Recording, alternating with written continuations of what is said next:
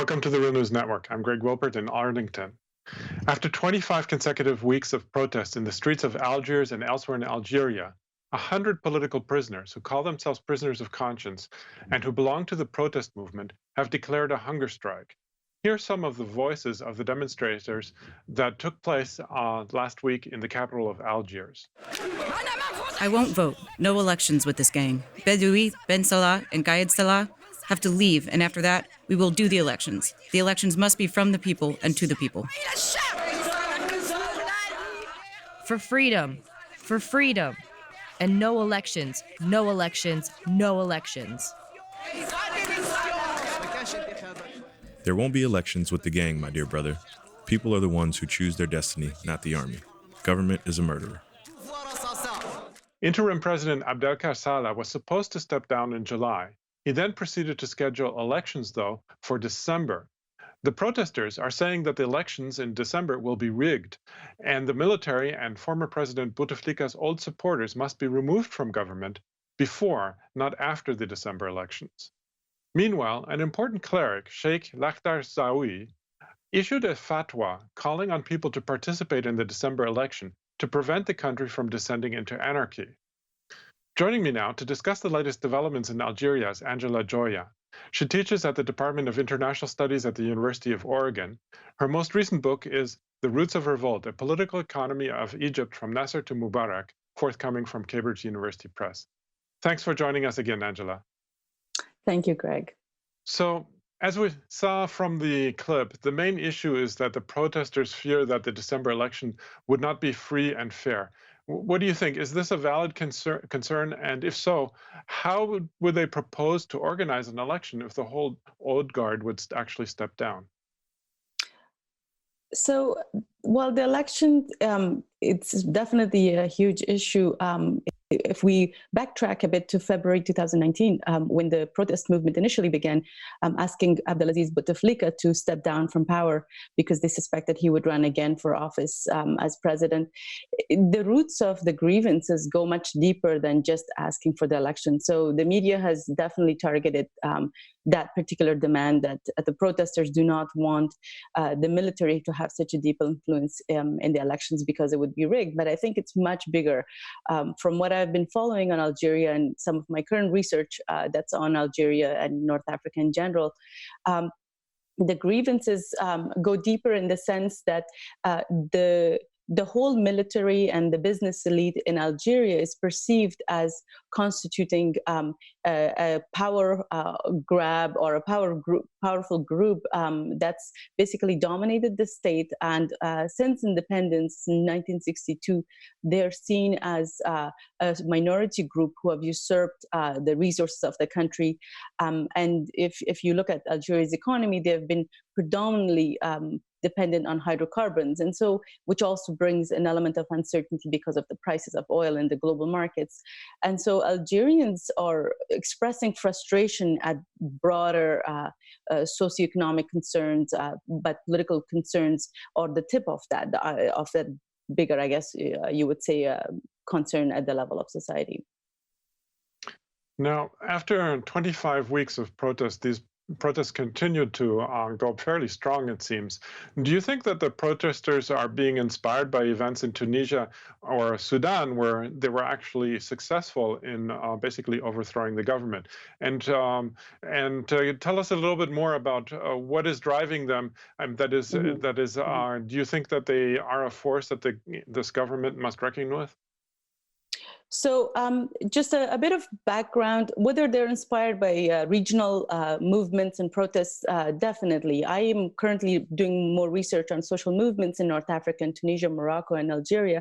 And there's a lot of learning from each other. And so there is sharing of strategies of how to resist, how to demand, I guess, social change, radical social change.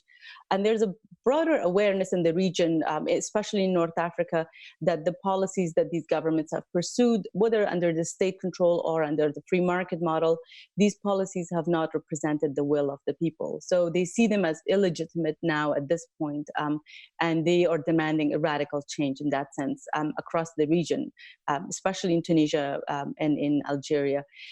Now, if we, in terms of grievances of these protesters, when we step back and look at it, Algeria has one of the youngest population, 70% of its population under the age of 30, and unemployment rate among the youth is the highest. And so, although it's just over 15% lower than Tunisia, it's still quite vast.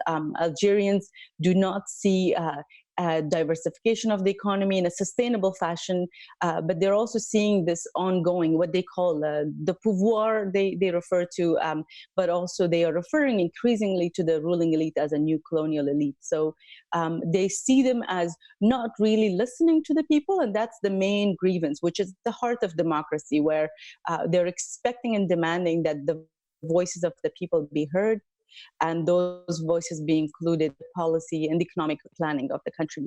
And increasingly, they're actually asking to move away from resource extraction. And so if you observe protests across Algeria in smaller towns, it's become increasingly clear that the concerns are around issues of climate change, issues of resource depletion, especially in the cases of towns like mining in the south of Algeria. But overall, these grievances all intersect, with issues of unemployment, with inflation, and an overall, I guess, environment of lack of hope and change, which they associate with this ongoing power hold by the military and their associated business elites. Now, what do you make of the fatwa that was issued by Sheikh Lakhdar Zawi? First, we probably need to explain what is a fatwa for those who are unfamiliar with it. But Zawi is not considered to be a pro-government cleric. But if people will follow his ruling, do you think that this could bring the protest to an end by actually participating in the December election? So just a bit of context again about these fatwas that the state often use. It happened in the case of Egypt when Mubarak was in power. They would get basically prominent cleric to come out and give a fatwa, basically declare that this is the obligation of a Muslim population to follow this. And so he gave the example of Prophet Muhammad, and how when he was in his, I guess after he passed away, they didn't want to bury him until they found a replacement for him. Now, the significance of this for Algeria is that the Algerian military, I think in this current conjuncture and with the ongoing protests happening on a weekly basis, they're fearing that this is going to lead to a political crisis that will get out of their hands. And so this is almost like, for a relatively secular group, the FLN, the group in Algeria that secured independence of the country, to resort to actually bring in Islamic cleric to support them, and their call for elections and getting legitimacy for this presidential election is definitely a sign of increased fear by the military of looming political crisis that might be getting out of their hand. And I think the fear is that they want to avert such a thing, especially with this recent, 1990s, a decade-long civil war that Algeria experienced.